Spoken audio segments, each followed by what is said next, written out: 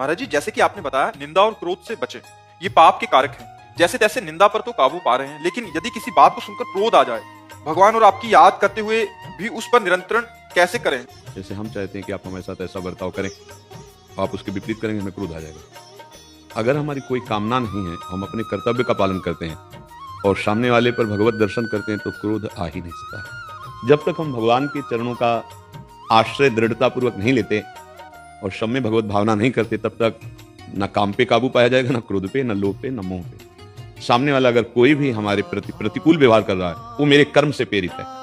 मेरा कर्म दंड देने के लिए आया, इसलिए गाली दे रहा, प्रतिकूलता कर रहा है।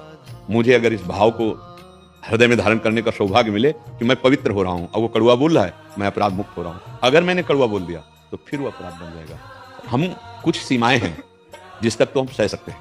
यदि हमारे कोई धर्म का नाश करने की, यदि कोई हमारे गुरु की अवहेलना हमारे सामने कर रहा है, हमारे इष्ट की निंदा कर रहा है, फिर हम नहीं सहन करेंगे कि हम इतने तक तो क्षमा कर देंगे। इसके बाद अब हमारे गुरु का कोई अपमान कर, हम कहते क्षमा, धिक्कार हमारे जीवन को। हमारे इष्ट की कोई निंदा कर, हम कहते क्षमा है। हमारे राष्ट्र पे संकट आ रहा, हम कहते क्षमा। ऐसा नहीं, मतलब समझना, कहीं कहीं क्रोध भी क्षमा से ज्यादा फल देने वाला बन जाता है कि एक सीमा तक सहनशीलता है, इसके बाद अगर कोई उल्लंघन करता है तो कानून है, और या फिर उस समय अपने जीवन रक्षा के लिए हमें जो करना पड़ेगा वो हम कर सकते हैं सामर्थ्य। क्योंकि एकदम क्षमा का उपदेश अगर सही ढंग से ना समझ में आया तो फिर अत्याचार का बढ़ावा भी हो सकता है।